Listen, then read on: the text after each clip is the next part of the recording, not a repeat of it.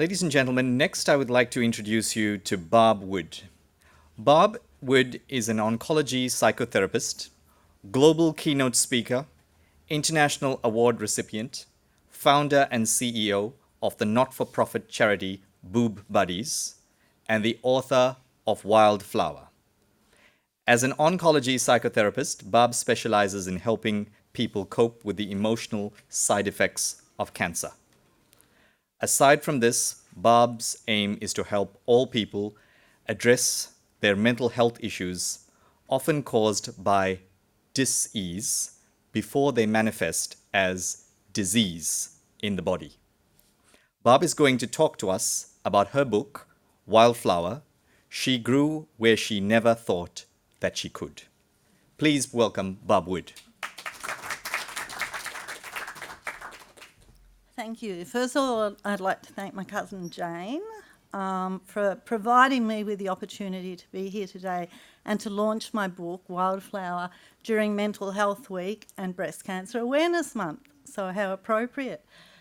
As an oncology psychotherapist, I'm privileged and blessed every day to sit opposite someone and talk with someone who is living with cancer.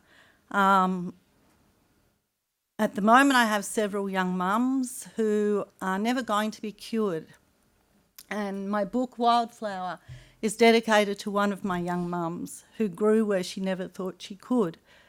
Courtney's mentioned in the book. So a little bit about Courtney is we met a few years ago, and it was also via social media. And so I approached Courtney and I said, would you like to have a chat? And Courtney said, why not? I've spoken to everyone else, but, this cancer journey is bullshit. So I rocked up. So the first thing about Boob Buddies is we go into people's homes. So if you've ever known anyone with a cancer diagnosis who's going through treatment, fatigue is a major, major side effect. So they lay low, and they're laying low at their most vulnerable when they need someone to help them deal with feelings that they can't even express. So Courtney and I have become very good friends. She's like an adopted daughter in many ways. Very sadly, Courtney was told the other week that not only had her breast cancer metastasised throughout her bones, but strangely enough, it's now in her jaw. Courtney has an 8-year-old and a 5-year-old. To the kids, I'm a pseudo-nana. To Mark, Courtney's husband, I'm a pseudo mum-in-law. When we chatted, initially Courtney was quite closed because she could not express her feelings. She's a psych nurse, so you'd think she knew all about this. But cancer takes away so many things. Anyway, we spoke at length about how the mind and the body mutually influence one another. So every day of our lives, our body is reacting to something the mind is doing and thinking, and vice versa. We also had very deep and meaningful conversations about how our cells react to every conversation, not only that we have with others, but we have with ourselves. So my book is a compilation of things that I've said to people over the years. So it's a bit like therapy in a book, because there are very few oncology psychotherapists out there. So it's a bit like me being around when I'm not around. So have a cup of tea and open the book randomly and get your message for the day. Then my editor read the book and she said, but why is this just for cancer? She said, I had postnatal depression. I've been through a divorce. She said, your words are really important for anyone because each and every one of us sitting in this room has had a stage in our life where our dis-ease has manifested physically.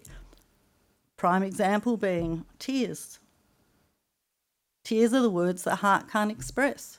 So when we're crying, we can't actually label whether we're feeling depressed or feeling anxious or feeling fearful, so the body releases the tears. The book also educates people because so many people label themselves. So many people stand there and say, I'm anxious, I'm depressed, I'm fearful, but you're not. These are all feelings. And once we learn to acknowledge that feelings come and go, we realise it's temporary. Whereas when we label ourselves, labels tend to last a lot longer. The subconscious was mentioned before and how it rules our lives. So true. I guess we've all been in a car, driven from point A to point B and thought, how the hell did I get here? Have I gone through a red light? Thank God I haven't hit anyone. So that's your subconscious. So we also have to be aware that our subconscious is very reactive. We react to life. We need to learn to respond. We need to learn to be gentle with ourselves, kind with ourselves. We need to acknowledge that inner peace only happens when you let go of fear. You know, as I said before, I'm really blessed to sit with people, but I can tell you they have taught me more about life than I could ever have learned. Courtney said to me, "Hey, Miss Barb," she said, "you need to get this message out to other people." I won't give you her exact phrase about her cancer diagnosis. However, she said, "I don't want this to happen to anyone else." She said, "and I believe we can maybe prevent it." So there are lots of things in here. So for anyone, don't let your dis-ease define you. It's what you have, not who you are. Always remember that it's your life, your story, your rules. And at any point in time, you all have the power to say, this is not how my story is going to end. I've also written the book for my kids. I have 4 kids. I have 6 grandchildren. I'm a bit like the other lady, and for any other grandchild that I may be blessed with, because I want them to understand that your health is your wealth. A little bit of my background. In a previous marriage, in a previous lifetime, I was married to a barrister. We had a Maserati. I drove a Mercedes CLK. He had an affair, and then all that went down the gurgler. And that's when I lost myself, because I had no idea who I was. I was a lawyer's wife, and I was a damn good lawyer's wife. I walk the walk and I talk the talk.